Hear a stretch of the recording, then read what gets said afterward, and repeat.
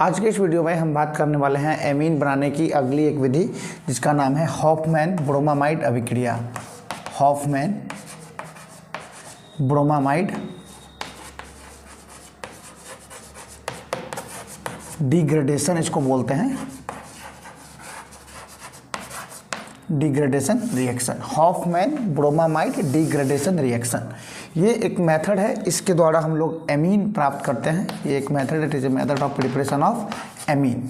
इसके द्वारा हम लोग एमीन प्राप्त करते हैं। इसके यदि रिएक्शन की बात की जाए तो इसका रिएक्शन होता है कि जब हम लोग एसिड एमाइड की अभिक्रिया, एसिड एमाइड यानी RCONH2, ठीक है, इसको हम लोग एमाइड के नाम से जानते हैं। ये ग्रुप है एमाइड।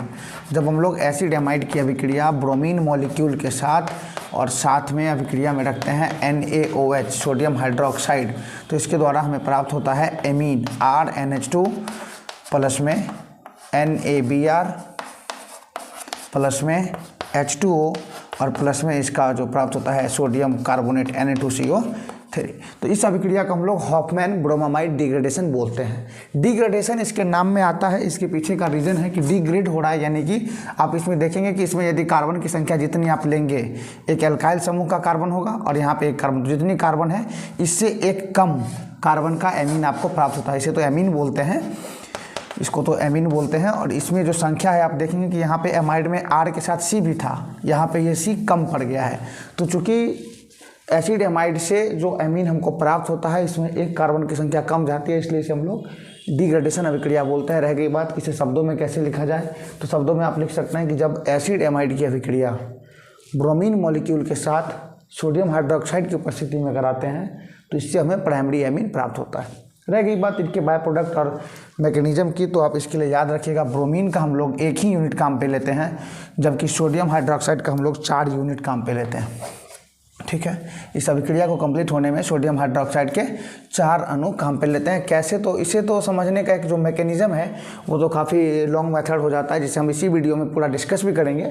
लेकिन समझने में सुविधा के लिए हम लोग ऐसे भी करते हैं कि जैसे आप यूँ समझ लीजिए कि यहाँ पे 4 NaOH जो हमने लिया है तो 2 Na के साथ 2 Br खत्म हो जाएगा। 2 Br है और 2 Na के साथ NaBr कितनी बार, 2 बार बन के ख़त्म हो जाएगा। तो यहाँ पे हमने 2 NaBr बना दिया। अब आप देखेंगे कि आपके पास बच गए हैं 4 OH, ठीक है, और 2 Na बच गए हैं। तो आप यहाँ पे जो आपके पास 4 OH बचे हैं इसको ऐसा लिखते हैं OH OH OH और फिर OH। तो इसमें एक ये मिल करके H2O बन के ख़त्म हो गया। फिर दूसरा आप देखेंगे तो OH और ये H बन करके H2O बन के ख़त्म हो गया। अब देखेंगे कि यहाँ पे H2O का 1 यूनिट और यहाँ भी H2O का 1 यूनिट, यानी कि H2O का आपके पास हो गए टोटल कितने, 2 यूनिट, 1 और 1 2। तो यहाँ पे हमने लिख दिया 2 H2O यूनिट भी बाहर हो गया। यहाँ पे अब आपके पास बच गए हैं 1 ऑक्सीजन यहाँ और 1 ऑक्सीजन यहाँ, 2 ऑक्सीजन, ठीक है। अब और इसमें बचे हुए हैं सोडियम 2 सोडियम तो Br के साथ गया तो 2 NaBr, 2 सोडियम और 2 ऑक्सीजन, तो ये आपके पास हो गया Na2, ठीक है। यहाँ पे जो बचा है यहाँ से ये CO को बाहर निकालिए, यहाँ से CO को अगर आप बाहर निकालते हैं तो Na2CO और यहाँ पे आपके पास 2 ऑक्सीजन जो बचे थे कि ये वाला और एक ये वाला, ये दोनों अगर इसको दे दीजिएगा तो Na2CO3 बनता है। तो ये समझने में आसानी का मैकेनिज्म है, लेकिन इसके अगर प्रॉपर जो रिएक्शन अभिक्रिया की जो क्रिया विधि है उसको यदि समझना है तो इसको थोड़ा सा आगे हमें बनाना पड़ेगा। इसे हम मिटाते हैं, आप इसे चाहें तो नोट कर सकते हैं कि जब एसिड एमाइड की अभिक्रिया ब्रोमीन मॉलिक्यूल के साथ सोडियम हाइड्रोक्साइड की उपस्थिति में कराते हैं तो जितने कार्बन का एमाइड था उससे एक कम कार्बन का एमीन प्राप्त होता है, और इस अभिक्रिया को हम लोग हॉफमैन ब्रोमामाइड डिग्रेडेशन अभिक्रिया बोलते हैं। ठीक है, इसके मैकेनिज्म को लेकर के जो बात है तो वो भी हम बना ही देते हैं, पूरी के पूरी मैकेनिज्म को आप ज़रा उसे समझिए। बोर्ड के एग्ज़ाम के लिए इतना काफ़ी था जितना आपने अभी लिखा था मैकेनिज्म। तो देखिए, आप इस अभिक्रिया को जो करवाते हैं तो सबसे पहले आप लेते हैं एसिड एमाइड RC+ONH2, ठीक है। तो इसकी अभिक्रिया आप कोई भी क्षार लेते हैं, क्षार के रूप में आप NaOH ले लें या KOH ले लें, जो भी आप लेते हैं, तो NaOH में से यहाँ से OH माइनस आयन बाहर अप्रोच करेगा, OH निगेटिव, और NH2 में से समझने के लिए हम ऐसा कर देते हैं, इसमें से NH और एक H कर देते हैं, ठीक है। तो ये H और ये OH H2O बन के बाहर हो जाएगा, ठीक है। अब जब ये बाहर होगा तो यहाँ पर आप समझ लीजिए जब हाइड्रोजन और नाइट्रोजन के बीच का जो बॉन्डिंग है इन दोनों में कंपैरेटिवली इलेक्ट्रोनेगेटिव ज़्यादा होता है नाइट्रोजन। तो यहाँ पे नाइट्रोजन अपने इलेक्ट्रॉन, इस बॉन्ड के इलेक्ट्रॉन को अपनी ओर खींचेगा तो H पर आएंगे प्लस चार्ज और ये OH मिलकर H2O बन के बाहर, ये H और ये OH, और N पर आ जाएगा माइनस चार्ज। यहाँ पे जो प्रोडक्ट बनेगा आपका RC+O और NH, जिसके ऊपर चार्ज रहेगा कैसा, माइनस, ठीक है। अब समझिए अब कहानी में आता है जो आपने रिएक्शन लिखा था उसमें आपने देखा था कि Br2 के साथ आप अभिक्रिया करवाते हैं। तो जब आप Br2 के साथ अभिक्रिया करवाओगे इसकी Br2 Br और Br, हालांकि Br में तो होमोलिटिक क्लेवेज होता है, यानी कि दोनों के ऊपर इक्वल मात्रा में इलेक्ट्रॉन्स की डिस्ट्रीब्यूशन होता है, लेकिन चूंकि इसके बगल में नाइट्रोजन निगेटिव वाला है तो इसके इफेक्ट की वजह से इस Br पे और इस Br पे चार्ज में थोड़ा सा अंतर हो जाएगा, और ये जो Br है ये नाइट्रोजन पे अप्रोच करेगा, ये जो Br है ये इस पे अप्रोच करेगा, इस पे माइनस प्लस हो जाएगा और इस पे माइनस चार्ज आ जाएगा, और ये जो बनाएगा RC डबल बॉन्ड O, इस नाइट्रोजन की वजह से इस पे पॉजिटिव चार्ज और इस पे निगेटिव चार्ज, ठीक है। RC double bond O NH, H को ऊपर कर देते हैं NH, और इस पे आ जाएगा कौन Br। ये आपका इतना पार्ट हो गया। अब समझिए उसको फिर से यहाँ पे लिखते हैं RC double bond O N, इस पे लगा हुआ है H और ये Br। इसकी अभिक्रिया फिर से एक बार और अगर आप किसी क्षार को लाते हैं, दोबारा से किसी क्षार को लाते हैं, तो यहाँ से फिर आप NaOH ले सकते हैं, आप KOH ले सकते हैं, आप क्षार के रूप में कोई भी ले सकते हैं। अब क्षार का काम तो यहाँ से हाइड्रोक्साइड आयन देना होगा, यहाँ से ये OH आयन और ये H और ये OH, फिर से क्या हो जाएगा H2O बन करके बाहर, ठीक है। तो H2O बन करके जब बाहर होगा फिर से, तो अब क्या होगा समझिएगा, नाइट्रोजन के ऊपर फिर से क्या हो जाएगा, ये बॉन्ड टूटेगा तो नाइट्रोजन अपनी ओर इलेक्ट्रॉन को खींचेगा, तो नाइट्रोजन के ऊपर फिर से आएगा माइनस चार्ज, तो ये क्या बनेगा RC डबल बॉन्ड O, ठीक है। नाइट्रोजन के ऊपर माइनस चार्ज और इस पर लगा हुआ है Br। अब समझिए नाइट्रोजन के ऊपर एक्सेस इलेक्ट्रॉन हो गए हैं, डबल बॉन्ड है, तो ये अपने इलेक्ट्रॉन को फेंकेगा कार्बन की तरफ। आप जानते हैं रेजोनेंस, अब इसके फेंकने की वजह से यहाँ पे एक और बॉन्ड बनने की स्थिति आएगी। यहाँ पे एक बॉन्ड ऑलरेडी है, इस इलेक्ट्रॉन की वजह से एक बॉन्ड और यहाँ पे बनेगा। जब एक बॉन्ड और बनेगा तो दो लगातार डबल बॉन्ड हो जाएंगे। इस वजह से ये ऑक्सीजन की जो बॉन्ड है ये वापस लेकर के जाएंगे ऑक्सीजन के पास, ये बॉन्ड टूट करके अपना इलेक्ट्रॉन लेके ऑक्सीजन के पास चला जाएगा, क्योंकि आप जानते हैं दो लगातार डबल बॉन्ड स्टेबल नहीं होता है, रेजोनेंस की घटना इसमें हो रही है, तो ये वापस लेके चला जाएगा। फिर यहाँ पे डबल बॉन्ड और यहाँ पे सिंगल बॉन्ड, फिर ये ऑक्सीजन अपना इलेक्ट्रॉन इसके ऊपर जो बॉन्ड टूटने की वजह से जो इलेक्ट्रॉन इस पर जाएगा, इलेक्ट्रॉन को फिर आगे की ओर फेंकेगा, यानी फिर यहाँ डबल बॉन्ड और फिर ये, तो ये रेजोनेंस की वजह से ये प्रक्रिया चलते रह जाएगा। तो यहाँ से बॉन्ड टूटने में ये आसानी तो होगी नहीं, तो यहाँ इसके बदले में क्या होता है कि कार्बन यानी ये R समूह और इस कार्बन के बीच का बॉन्ड क्लेवेज होता है और यहाँ से R माइनस बन करके बाहर निकलता है। और ये जब बॉन्ड अपना इलेक्ट्रॉन देगा तो देखिए क्या बनता है, यहाँ से बनेगा आपके पास C, इसके साथ आ जाएगा डबल बॉन्ड O, और इसने अपना इलेक्ट्रॉन दिया है तो डबल बॉन्ड N, और इसके साथ कौन लगा हुआ है Br। अब आप समझिए यहाँ से जो R निकलेगा, ये R जो निकलेगा ये तो इसमें से इलेक्ट्रॉन ले करके निकलेगा, तो R के ऊपर चार्ज आ जाएगा माइनस।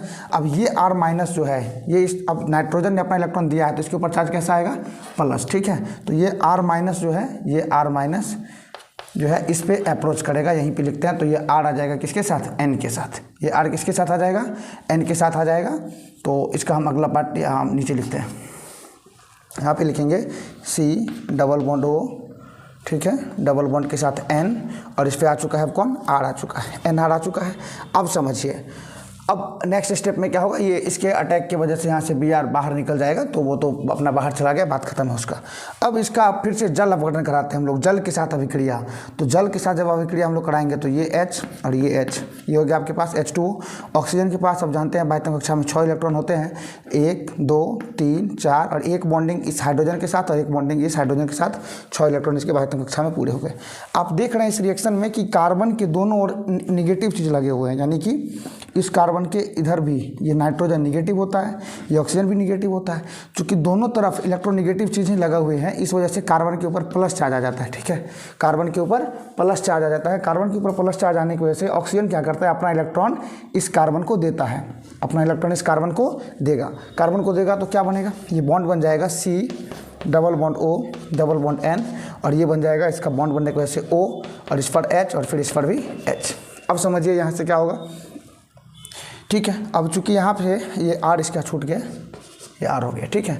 अब देखिए यहाँ से कार्बन और नाइट्रोजन के बीच का बॉन्ड टूटता है, यहाँ से ऑक्सीजन और हाइड्रोजन के बीच का बॉन्ड टूटता है, तो ये यहाँ से जैसे ही बॉन्ड टूटेगा तो फिर ये इलेक्ट्रॉन अपना N वापस लेगा, और यहाँ से बॉन्ड टूटेगा तो H प्लस बन के बाहर निकलेगा, ये H इस NH के पास आ जाएगा।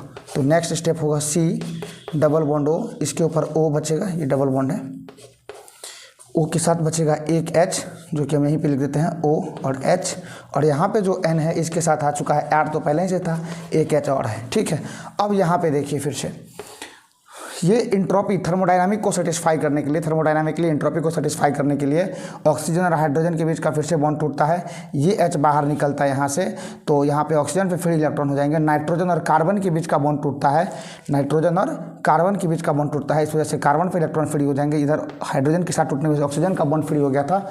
ये दोनों अपने इलेक्ट्रॉन को साझेदारी करके यहाँ से डबल बॉन्ड बना करके CO2 गैस बन के बाहर निकल जाएंगे। और इस बॉन्ड के टूटने की वजह से यहाँ से जो ये बॉन्ड टूटा तो नाइट्रोजन पे एक सीट खाली हो गया। अब इस खाली सीट पे ये हाइड्रोजन जो बाहर निकला है ये किसके साथ आ जाएगा, नाइट्रोजन के साथ। और फाइनली जो इसका प्रोडक्ट बनेगा ये R लिखते हैं, N के साथ एक H ऑलरेडी है और ये वाला H जो बाहर निकलेगा ये इसके साथ आ जाएगा तो NH2 हो जाएगा और प्लस में बन जाएगा आपका ये CO और ये ऑक्सीजन में बना के डबल बॉन्ड बना लेंगे तो ये C डबल बॉन्ड O और डबल बॉन्ड O यानी कि CO2 गैस बन करके बाहर निकल जाता है। और ये फाइनल जो आपका प्रोडक्ट है एमीन, ये आपका एमीन प्राप्त होता है। तो पूरे के पूरे हॉफमैन ब्रोमामाइड डिग्रेडेशन अभिक्रिया का जो कायदा है वो इसी प्रकार से है कि जब हम लोग एसिड एमाइड की अभिक्रिया सोडियम हाइड्रोक्साइड घुले ब्रोमीन मॉलिक्यूल के साथ करवाते हैं तो उससे हमें जितना एसिड एमाइड में उपस्थित कार्बन है एक कम कार्बन वाला एमीन प्राप्त होता है। और चूंकि इसमें कार्बन की संख्या में एक कमी होती है इसीलिए इस अभिक्रिया में हम लोग डिग्रेडेशन शब्द का प्रयोग करते हैं और इस अभिक्रिया को हम लोग हॉफमैन ब्रोमामाइड अभिक्रिया के नाम से जानते हैं। यह एमीन बनाने की एक विधि है। तो आज के लिए इतना ही, फिर मिलते हैं अगले क्लास में।